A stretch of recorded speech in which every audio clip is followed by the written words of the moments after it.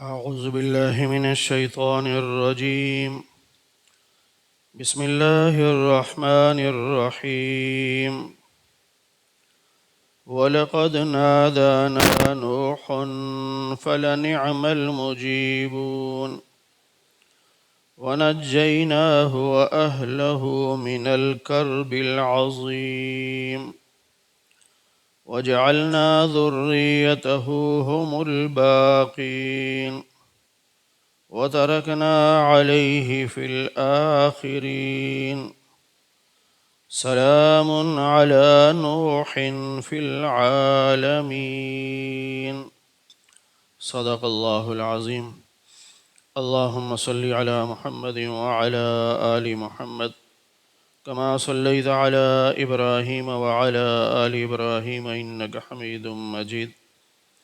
اللهم بارك على محمد وعلى آل محمد كما باركت على إبراهيم وعلى آل إبراهيم إنك حميد مجيد. 23ویں پارے کا 7واں رکوع سورہ صافات کی آیت نمبر 75 سے درس کا آغاز ہو رہا ہے۔ وَلَقَدْ نَادَانَا نُوحٌ، اللہ فرماتے ہیں کہ ہمیں نوح علیہ السلام نے پکارا۔ 910 سال آپ تبلیغ کر چکے، کیونکہ آپ کی عمر 950 سال تھی۔ 40 سال کی عمر میں نبوت ملی تو 910 سال آپ نے تبلیغ فرمائی، اور آپ قوم سے مایوس ہو گئے کہ یہ ایمان نہیں لائیں گے، اور اللہ نے بھی بتا دیا کہ اب یہ ایمان نہیں لائیں گے۔ تو پھر آپ نے دعا کی کہ یا اللہ ان کافروں میں سے کسی ایک کو بھی زندہ نہ چھوڑ۔ پھر اللہ تعالیٰ نے حکم دیا کہ آپ کشتی بنائیں۔ آپ نے کشتی بنائی، اس میں سوار ہوئے، ایمان والے اس میں سوار ہوئے، باقی جو کافر تھے وہ سوار نہیں ہوئے تو وہ سب غرق ہو گئے۔ تو اللہ فرما رہے ہیں کہ ہمیں نوح علیہ السلام نے پکارا، مدد کے لیے بلایا، تو فَلَنِعْمَ الْمُجِيبُونَ، ہم بہت اچھا جواب دینے والے ہیں، یعنی ہم بات سننے والے اور جو کوئی مانگے تو اس کو اچھا جواب دینے والے ہیں۔ وَنَجَّيْنَاهُ وَأَهْلَهُ، ہم نے نوح علیہ السلام کو بھی نجات دی اور ان کے گھر والوں کو یعنی ایمان والوں کو ان کو بھی نجات دی، من الکرب العظیم، اس بڑی مصیبت سے۔ وہ جو طوفان آ گیا تھا تو اس طوفان سے ہم نے نوح علیہ السلام کو اور ایمان والوں کو بچا لیا۔ وَجَعَلْنَا ذُرِّيَّتَهُ هُمُ الْبَاقِينَ، اور نوح علیہ السلام کی اولاد کو ہم نے باقی رکھا، یعنی آگے جو نسل چلی وہ ان سے چلی۔ کشتی میں تو 80 یا 82 مسلمان سوار تھے، لیکن ان میں 3 بیٹے حضرت نوح علیہ السلام کے سوار تھے، سام، حام اور یافس، یہ 3 نام تھے۔ تو آگے اللہ نے جو نسل انسانی چلائی وہ نوح علیہ السلام کے ان 3 بیٹوں سے چلائی، باقی جو لوگ تھے ان سے آگے اولاد نہیں چلی، اور اسی لیے سیدنا نوح علیہ السلام کو آدم ثانی بھی کہا جاتا۔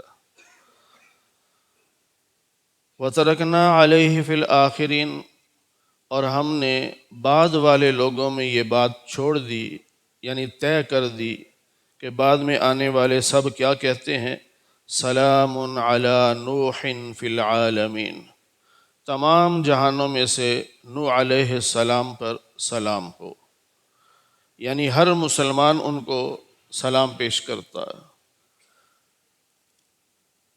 اِنَّا كَذَلِكَ نَجْزِي الْمُحْسِنِينَ، ہم نیکی کرنے والوں کو یوں بدلہ دیتے ہیں۔ اِنَّهُ مِنْ عِبَادِنَا الْمُؤْمِنِينَ، نوح علیہ السلام ہمارے مومن بندوں میں سے ہیں۔ ثُمَّ أَغْرَقْنَا الْآخَرِينَ، اور جو ان کے ساتھ کشتی میں سوار تھے وہ بچے، اور جو باقی تھے وہ سب غرق ہو گئے۔ وَإِنَّ مِن شِيعَتِهِ لَإِبْرَاهِيمَ، شیعہ کہتے ہیں جماعت کو، گروہ کو، تو ان نبیوں کی جماعت میں ایک نبی ابراہیم علیہ السلام بھی ہیں۔ جماعت کہہ لیں، گروہ کہہ لیں، نبیوں کے گروہ میں سے ایک نبی ابراہیم علیہ السلام ہے، یا نبیوں کی جماعت میں سے ایک فرد ابراہیم علیہ السلام بھی ہیں۔ بعض لوگ قرآن کریم کی آیت پڑھ کر ترجمہ غلط کرتے ہیں دھوکہ دینے کے لیے۔ ایک جگہ ایک شیعہ بیٹھا اور سنی عالم بھی بیٹھا ہے، بات ہو رہی تھی تو وہ شیعہ کہنے لگا کہ ابراہیم علیہ السلام بھی شیعہ تھے۔ بھئی ابراہیم علیہ السلام شیعہ، یہ کیسے؟ کہنے لگا قرآن کہتا ہے وَإِنَّ مِن شِيعَتِهِ لَإِبْرَاهِيمَ، ان شیعوں میں سے ایک ابراہیم بھی تھے۔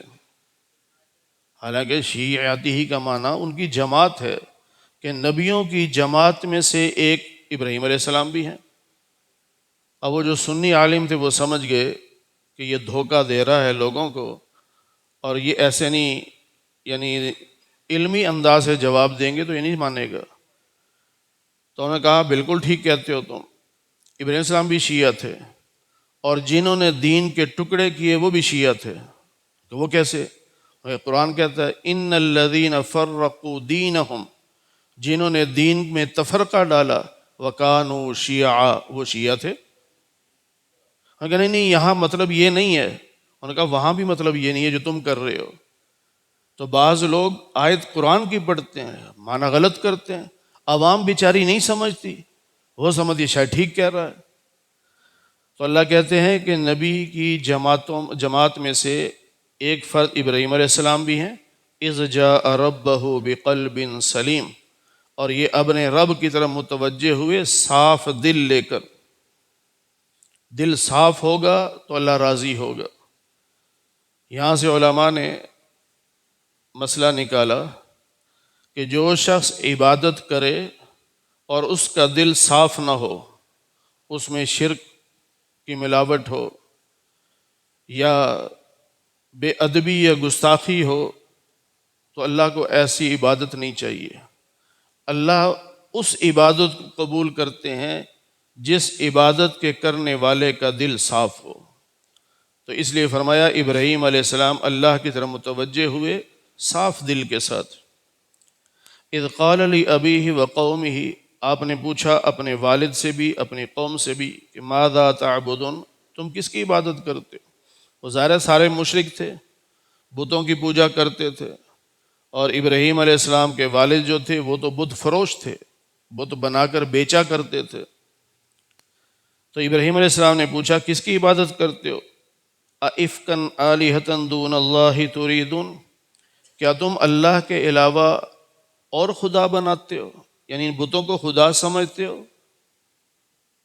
فَمَا ظَنُّكُمْ بِرَبِّ الْعَالَمِينَ، رب العالمین کے بارے میں تمہارا کیا نظریہ ہے، کیا سوچ ہے، کیا عقیدہ ہے؟ اب اس پہ وہ چپ تھے، کیا جواب دیتے؟ پھر ایک وقت آیا کہ اس قوم کا سالانہ میلہ آ گیا، تو انہوں نے کہا جی ہمارے ساتھ چلیں۔ ابراہیم علیہ السلام کو بھی کہا۔ اب ابراہیم علیہ السلام جانا نہیں چاہتے تھے کہ میلوں میں خرافات ہوتی ہیں۔ اب وہ لوگ جو تھے وہ ستاروں پر بڑی عقیدت رکھتے تھے، بلکہ 7ویں پارے میں ہم پڑھ چکے کہ بعض ستاروں کو خدا سمجھتے تھے، بعض سورج کو، بعض چاند کو، اور بت پرستی بھی کرتے تھے۔ تو ابراہیم علیہ السلام نے ان کو ٹالنے کے لیے یوں ستاروں کی طرف دیکھا، فَنَظَرَ نَظْرَةً، کہ انہوں نے ستاروں کی طرف نظر اٹھائی اور کہا فَقَالَ إِنِّي سَقِيمٌ، میں تو بیمار ہونے والا ہوں۔ انہوں نے سمجھا ستاروں کو دیکھ کے اندازہ لگا لیا کہ میں بیمار ہونے والا ہوں، حالانکہ وہ تو ویسے ہی دیکھا تھا۔ اب یہ کیوں کہا میں بیمار ہونے والا ہوں یا طبیعت خراب ہونے والی ہے؟ اس لیے کہ جو ایک اللہ کو ماننے والا ہو وہ ایسے مجمع میں چلا جائے جہاں شرک ہوتا ہو تو اس کی طبیعت تو ویسے ہی خراب ہو جاتی ہے۔ آپ میں سے کوئی اگر چلا جائے کسی میلے پر اور وہاں قبر پہ سجدے ہو رہے ہوں، قبر کا طواف ہو رہا ہو، لوگ قبر کو چوم رہے ہوں، تو آپ تو دیکھ کر خود ہی آپ کی طبیعت خراب ہو جائے گی۔ تو اس لیے ابراہیم علیہ السلام نے فرمایا فقال انی سقیم، یعنی مطلب یہ تھا کہ اگر میں تمہارے ساتھ چلا گیا اور وہاں خرافات دیکھی تو میری تو طبیعت خراب ہو جائے گی۔ انہوں نے سمجھا کہ یہ واقعی بیمار ہونے والے ہیں۔ فتولوا عنہ مدبرین، اب وہ سارے واپس چلے گئے ابراہیم علیہ السلام سے کہ چلو ہم تو چلے میلے پہ۔ جب سارے چلے گئے تو ابراہیم علیہ السلام آئے، ان کے بت خانے میں داخل ہوئے اور داخل ہو کے پہلے بتوں سے کہا الا تاکلون، تم کھاتے کیوں نہیں ہو؟ جس طرح آپ نے دیکھا ہوگا لوگ درباروں پر بھی چڑھاوے چڑھاتے ہیں، کوئی دیگ دے رہا ہے، کوئی بکرا دے رہا ہے، کوئی کھانا دے رہا ہے، تو وہ مشرک بھی بتوں کے نام پر دیتے تھے، وہاں کھانے رکھ کے آ جاتے تھے۔ اب وہ کھانے پڑے ہیں، وہ تو پتھر کے بت ہیں، انہوں نے تھوڑی کھانا ہے۔ اب ابراہیم علیہ السلام ان سے پوچھ رہے ہیں الا تاکلون، تم کھاتے کیوں نہیں ہو؟ پھر فرمایا ما لکم لا تنطقون، تمہیں کیا ہو گیا، تم بولتے کیوں نہیں ہو؟ اب آپ نے ایک ہتھوڑا پکڑا اپنے دائیں ہاتھ میں، ضربا بالیمین، اس سے ان بتوں کو توڑنا شروع کیا، سب بتوں کو توڑا۔ جو سب سے بڑا بت تھا نا اس کے کندھے پہ رکھ کے خود چلے گئے۔ اب وہ لوگ جب ادھر آئے، ان کا مزاج تھا کہ میلے سے واپس آتے سیدھے بت خانے میں۔ جس طرح مومن کو حکم یہی ہے سفر سے واپس آؤ تو اللہ کے گھر میں حاضری دو، نفل پڑھو شکرانے کے، اور جب جانے لگو تو مسجد سے ہو کے جاؤ، صلاۃ الحاجت کے نفل پڑھ کے جاؤ۔ ہمارے نبی صلی اللہ علیہ وسلم یہی کرتے تھے، اور صحابہ کرام آپ کے بعد اس سے ہٹ کر ایک اور عمل کرتے تھے۔ کوئی بھی صحابی مدینہ منورہ سے باہر جاتے تو آخری عمل روضہ رسول پر حاضری کا ہوتا تھا، وہاں حاضری دے کے پھر جاتے، اور واپس جب مدینہ میں داخل ہوتے تو پہلے روضہ رسول پہ حاضری دیتے، پھر گھر جاتے۔ تو وہ مشرک تھے، میلے سے واپس آئے تو سیدھے بت خانے میں۔ اب وہ پریشان ہو گئے کہ یہ کیا ہوا، ہمارے خداؤں کا یہ حال کس نے کر دیا؟ پھر انہوں نے کہا، یہ 17ویں پارے میں تفصیل گزر چکی، کہ ایک نوجوان ہے جس کا نام ابراہیم ہے، وہ ہمارے بتوں کے خلاف باتیں کرتا رہتا ہے، لگتا ہے اسی کی کارروائی ہوگی۔ انہوں نے کہا بلاؤ ان کو۔ ابراہیم السلام کو بلایا گیا سب کے سامنے، آپ نے یہ کیا؟ مجھے کیا پوچھتے ہو، یہ تمہارا بڑا بت ہے، اس کو پوچھو نا، جس کو تم بڑا سمجھ رہے ہو پہلے اس سے تو پوچھو۔ انہوں نے کہا ابراہیم آپ کو تو پتہ یہ بولتے نہیں ہیں۔ تو میں اف لکم ولما تعبدون، پھر تم پہ بھی تف ہے اور تمہارے ان بتوں میں بھی تف ہے، تمہیں پتہ ہے کہ بولتے بھی نہیں ہیں، سنتے بھی نہیں ہیں، پھر بھی ان کو سجدے کر رہے ہو۔ تو ابراہیم علیہ السلام نے فرمایا اتعبدون ما تنحتون، تم ان کی عبادت کرتے ہو جن کو ہاتھوں سے تراشا ہے، مورتی بنائی ہے، اب اس کو سجدے کر رہے ہو۔ واللہ خلقکم، حالانکہ اللہ نے تمہیں پیدا کیا، اور تم جو آگے بنا رہے ہو نا ان کو بھی رب نہیں پیدا کیا، یعنی جن شخصیات کے نام پر تم بت بنا رہے ہو ان شخصیات کا خالق بھی اللہ ہے۔ کیونکہ وہ لوگ جو بت پرستی کرتے تھے نا، وہ ایسا نہیں کہ ویسے ہی بت بنا دیا، وہ بھی کسی نہ کسی شخصیت کے نام پر بناتے تھے۔ کوئی اللہ کا ولی گزرا، اس کے نام کی مورتی بنا دی، کسی نے نبی کے نام کی مورتی بنا دی، کسی نے فرشتے کے نام کی مورتی بنا دی، کسی نے جن کے نام کی مورتی بنا دی، اب ان کو وہ سجدے کرتے تھے۔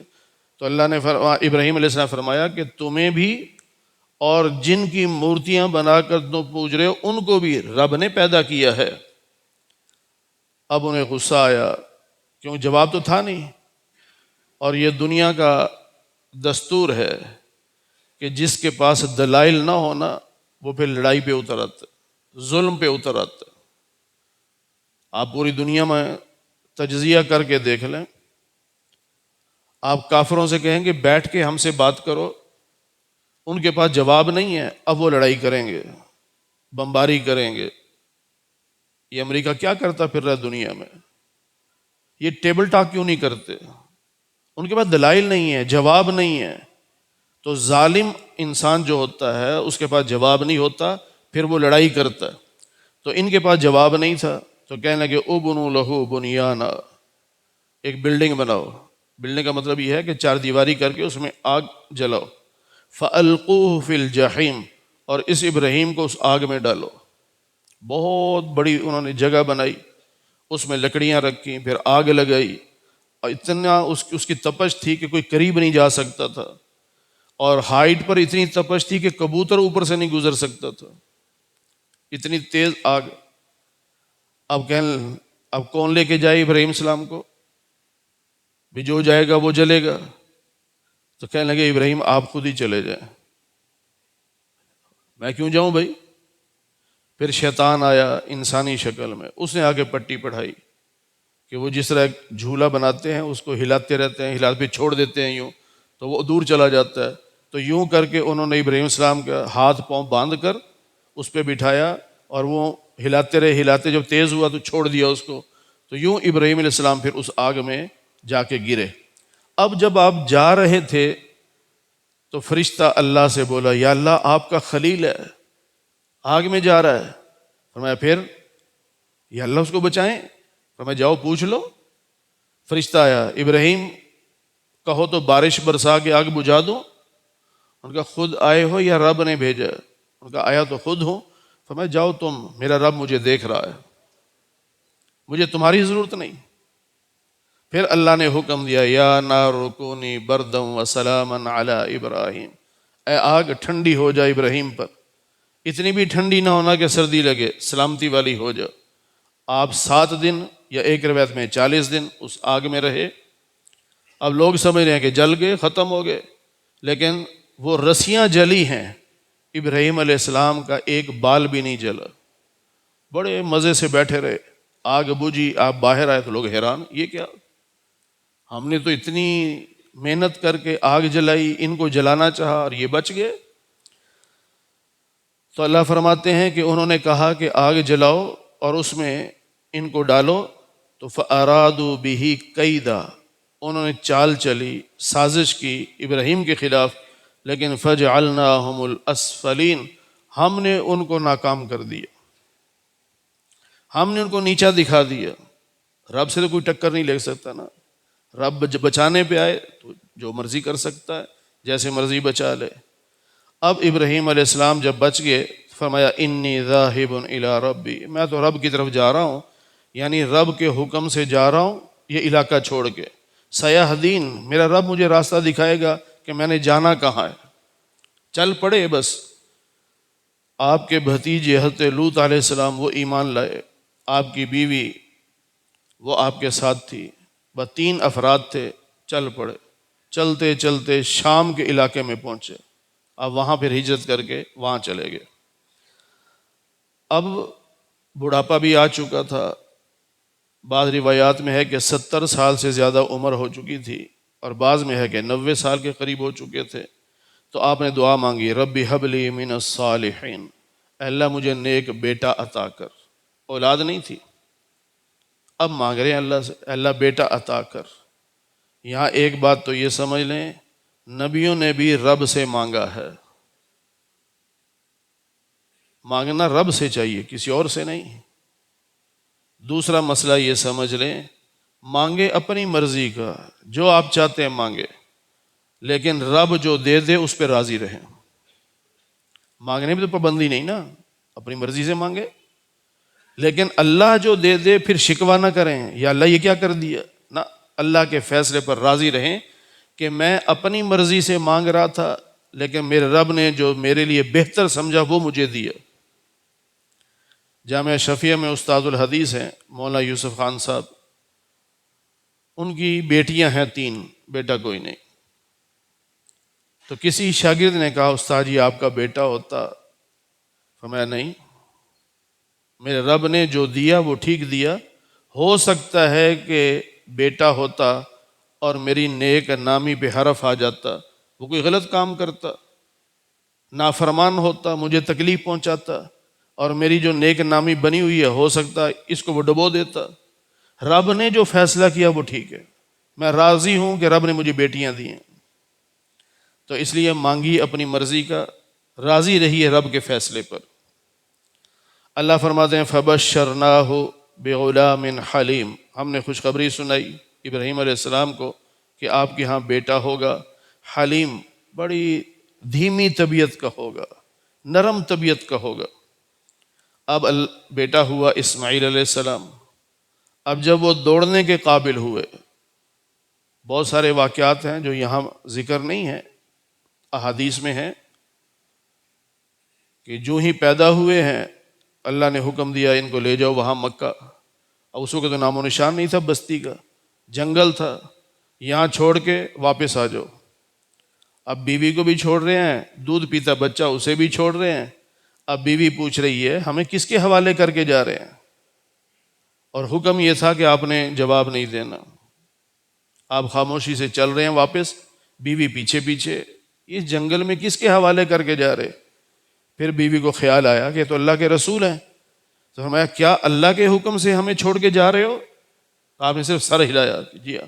فرمایا جاؤ پھر، ہمارا رب ہمیں ضائع نہیں کرے گا۔ پھر جب بڑے ہو گئے اسماعیل علیہ السلام، دوڑنے کے قابل ہوئے، اب ابراہیم علیہ السلام آئے تو فرمایا بیٹا انی ارا فی المنام، میں نے خواب میں دیکھا ہے، انی اذبحک، میں تمہیں ذبح کر رہا ہوں، تو فانظر ماذا تری، یعنی بتا کیا رائے ہے تیری۔ یہ نہیں، اس کا مطلب یہ نہیں ہے کہ اگر بچہ کہے جی میں نہیں ذبح ہونا چاہتا تو آپ چھوڑ دیں گے، نہیں، مطلب یہ تھا کہ تو اپنی رائے بتا،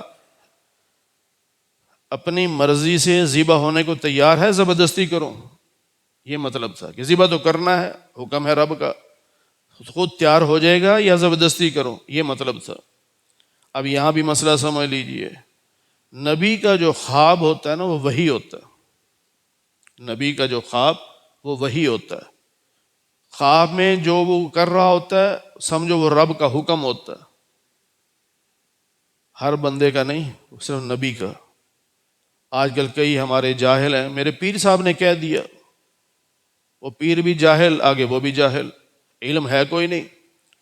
میں نے کئی واقعات پڑھے ہیں، اخبارات میں پڑھے، ادھر گجرات کے علاقے میں ایک آدمی تھا، اس کی خبر یہ آئی کہ 3 بیٹیاں تھیں، پیر صاحب کے پاس گیا، جی بیٹا نہیں ہو رہا، انہوں نے کہا جو تیسری بیٹی ہے نا اس کو ذبح کر پھر بیٹا ہوگا، اور پیر اس جاہل کے کہنے بیٹی کو ذبح کر دیا۔ یہ قاتل ہے، یہ باپ بھی قاتل ہے، وہ پیر بھی قاتل ہے، قیامت کے دن یہ قتل کا جواب دیں گے، تمہیں کس نے حق دیا؟ یہ تو نبی ہیں۔ تو ابراہیم علیہ السلام نے اللہ کے حکم سے ذبح کرنا چاہا، پھر اپنے بیٹے سے پوچھا تو بیٹے نے کہا یا ابت افعل ما تؤمر، ابا جی جو حکم ملا وہ کر گزریے۔ اب یہ الفاظ بھی بتا رہے ہیں، ما تؤمر، جو آپ کو حکم ملا، تو اس سے پتہ چلا وہ خواب جو تھا وہ وحی تھی اور وہ حکم تھا۔ ستجدنی انشاء اللہ، آپ مجھے پائیں گے اگر اللہ نے چاہا تو۔ اپنے اوپر ناز نہیں کیا، میں بڑا ہمت والا، میں اف بھی نہیں کروں گا، نہ، انشاء اللہ، رب نے چاہا تو۔ اور یہ ہماری سبق ہے، کوئی بھی کام کرنے کا ارادہ ہو تو اپنے اسباب پر یا اپنی طاقت پر ناز نہ کریں، کیونکہ کہ رب نے چاہا تو یہ ہوگا۔ اور قرآن کریم میں کئی واقعات ہیں ایسے، یہ سورہ کہف ہم نے پڑھی 15ویں پارے میں، یہودیوں کے کہنے پر مکہ والوں نے 3 سوال کیے ہمارے نبی سے، روح کیا چیز ہے، اصحاب کہف کون تھے، ذوالقرنین کون تھے؟ آپ صلی اللہ علیہ وسلم میں کل جواب دوں گا، انشاءاللہ کہنا بھول گئے۔ اب 15 دن وحی نہیں آئی، اب مکہ والوں چھوڑ ڈال دیا، اگر نبی ہوتے تو جواب دیتے، روزانہ پروپیگنڈا، نبی ہیں تو جواب دیں، نبی ہیں تو جواب دیں۔ 15 دن کے بعد پھر یہ وحی آئی اور اللہ نے کہا میرے محبوب آئندہ کسی کام کے کرنے کا جب کہیں تو ساتھ انشاءاللہ کہا کریں. یہ سبق دیا کہ انشاءاللہ کہا کریں. تو یہاں پر بھی اسماعیل علیہ السلام نے کہا ستجدنی انشاءاللہ، آپ مجھے پائیں گے اگر رب نے چاہا من الصابرین، صبر کرنے والوں میں. علماء نے عجیب عجیب نکتے نکالے ہیں. یہ نہیں کہا کہ صابرا، مجھے صبر کرنے والا پائیں گے، نہیں، اس میں تھوڑا سا تکبر آ جاتا ہے. فرمایا دنیا میں اور بڑے صبر کرنے والے ہیں، میں بھی ان میں سے ایک ہوں گا کہ اور بھی ہیں صبر کرنے والے، تو ان کی لسٹ میں میرا نام بھی آ جائے گا. اب دونوں جب تیار ہو گئے، فرما برداری کر لی، تو وَتَلَّهُ لِلْجَبِينِ، الٹا لٹایا، پیشانی نیچے، پیٹ نیچے، کمر اوپر، یوں لٹایا، اور اپنی آنکھوں پہ پٹی باندھ لی ابراہیم علیہ السلام نے کہ کہیں بیٹے کا چہرہ دیکھ کر پیار نہ آ جائے، اس لیے چہرہ بھی نیچے کر دیا اور آنکھوں میں پٹی بھی باندھ لی. اب زور لگا رہے ہیں، گردن پہ چھری چلا رہے ہیں، چھری نہیں چل رہی. اللہ نے حکم دے دیا چھری کو، خبردار نہیں کاٹنا. اب دیکھیں عقیدہ کیا چیز ہے. دو نبی چاہتے ہیں کہ چھری چلے، ابراہیم صاحب بھی چاہتے ہیں چلے، بیٹے اسماعیل بھی چاہتے ہیں چلے، رب کہتا ہے کہ نہیں چلنا. حکم رب کا چلتا ہے. لوگ کہتے ہیں میرا پیر یوں کر دے گا، وہ فلاں یوں کیا کر دے گا. یہاں نبی نہیں کر سکتے، وہ تب ہوگا جب رب چاہے گا. چھری نہیں چلی. پھر کیا ہوا؟ اللہ کی طرف سے آواز آئی، وَنَادَيْنَاهُ أَن يَا إِبْرَاهِيمُ. اللہ کہتے ہیں ہم نے آواز دی، اے ابراہیم قد صدقت الرؤیا، آپ نے اپنا خواب سچا کر دکھایا. اِنَّا كَذَلِكَ نَجْزِي الْمُحْسِنِينَ، اور ہم نیکی کرنے والوں کو یوں بدلہ دیتے ہیں. یہ امتحان تھا، بس ہم نے امتحان لینا تھا. وَفَدَيْنَاهُ بِذِبْحٍ عَظِيمٍ، اور ہم اس بیٹے کے بدلے ایک فدیہ دے رہے ہیں، قربانی دے رہے ہیں، بڑی قربانی ہے. اب ابراہیم علیہ السلام نے جب آنکھوں سے پٹی کھولی تو اسماعیل کھڑے مسکرا رہے ہیں، اور فرشتہ دمبا لے کے حاضر ہے کہ آپ کی قربانی قبول ہو گئی. اب رب کہتا ہے کہ بیٹے کے بدلے اس دمبے کو ذبح کر دو، یہ قربانی. پھر اللہ فرماتے ہیں وَتَرَكْنَا عَلَيْهِ فِي الْآخِرِينَ، بعد میں آنے والے لوگوں میں ہم نے یہی ادا رکھ دی، یہ رسم جاری کر دی کہ کیا؟ سلام علی ابراہیم. ہر ایمان والا کہتا ہے ابراہیم پر سلام ہو. جو ہی نام آتا ہے ہم کہتے ہیں علیہ السلام، ان پر سلام. نوح علیہ السلام کے بارے میں گزر گیا، ابراہیم السلام کے بارے میں بھی. کذالک نجزی المحسنین، یوں ہم نیکی کرنے والوں کو بدلہ دیتے ہیں. انہ من عبادنا المؤمنین، ابراہیم علیہ السلام بھی ہمارے مومن بندوں میں سے ایک بندے ہیں. پھر ہم نے ایک اور خوشخبری سنائی کہ آپ کا بیٹا اسحاق ہوگا. پہلے اسماعیل، اب ایک بیٹا اور ہوگا، اس کا نام اسحاق ہوگا. وہ بھی نبی ہوگا اور نیک لوگوں میں سے ہوگا. اور ہم نے پھر ابراہیم کو بھی برکتیں دی، اسحاق کو بھی برکتیں دی. ابراہیم کو برکتیں دی کہ کیسے کیسے اسماعیل السلام کی وجہ سے کام ہوئے. ان کی ایڑی رگڑنے سے زمزم نکل آیا. پھر بیوی کی دوڑ کی وجہ سے سعی مقرر کر دی صفا اور مروہ میں. پھر وہ جب شیطان کو کنکر مار رہے تھے، یہ بھی ایک حج کی ادا بنا دی. تو ایک بہت ساری برکتیں ہوئی. اور اسحاق علیہ السلام یہ جو دوسرے بیٹے ہیں، اب ان کی کیا برکتیں ہوئیں؟ اللہ نے ان کو بیٹا دیا یعقوب. اس یعقوب کو آگے 12 بیٹے دیے، ہر بیٹے کا ایک قبیلہ بنا، اور وہ بنی اسرائیل بنے ہوئے لاکھوں کی تعداد میں. پھر تو یہ برکتیں دی اللہ نے. پھر اللہ فرماتے ہیں وَمِن ذُرِّيَّتِهِمَا، ان دونوں کی اولاد میں سے، یعنی اسماعیل اور اسحاق دونوں کی اولاد میں سے، محسن، بعض لوگ بڑے نیک ہوں گے اور بعض ایسے بھی ہوں گے جو اپنے اوپر ظلم کرنے والے ہوں گے، یعنی گنہگار بھی ہوں گے. نیک بھی ہوں گے، گنہگار بھی ہوں گے. اور وہ سلسلہ چل رہا ہے کہ اسحاق علیہ السلام کی اولاد میں، پھر آگے اسماعیل علیہ السلام کی اولاد میں نیک لوگ بھی ہیں، برے لوگ بھی ہیں. پھر اللہ نے نبوت جو جاری کی اسحاق علیہ السلام کی اولاد میں جاری کی. بیٹا یعقوب نبی، پھر بیٹا یوسف نبی، یوں آگے چلتے چلتے نبوت چلتی رہی عیسیٰ علیہ السلام تک. اور ادھر اسماعیل علیہ السلام کی اولاد میں نبوت نہیں چلی. لیکن آخر میں جو امام الانبیاء صلی اللہ علیہ وسلم کو اللہ نے بھیجا، تو پھر دوسرے بیٹے اسماعیل کی اولاد میں بھیجا. ادھر ہزاروں ہیں، ادھر ایک ہے. ہمارے لاہور کے خطیب تھے مولانا اجمل خان رحمۃ اللہ علیہ، یہ قلعہ گجر سنگھ، بڑے خطیب تھے، وہ ایک جملہ فرمایا کرتے تھے، فرمایا ادھر ہزاروں آئے ادھر ایک آیا جو ہزاروں سے بڑا آیا۔ حضرت اسماعیل کی اولاد میں اللہ نے ایک نبی بھیجا، وہ امام الانبیاء ہے، سارے نبیوں کے امام، سارے نبیوں کے نبی ہیں۔ تو اللہ فرما رہے ہیں دونوں کی اولادوں میں نیک لوگ بھی اور برے بھی۔ اس کے بعد اب آگے موسیٰ علیہ السلام کا، پھر حضرت الیاس کا، اور اس کے بعد لوط علیہ السلام کا، اور پھر حضرت یونس علیہ السلام کا واقعہ بھی آگے آ رہا ہے۔ اللہ تعالی ہمیں قرآن کریم کی صحیح سمجھ نصیب فرمائے۔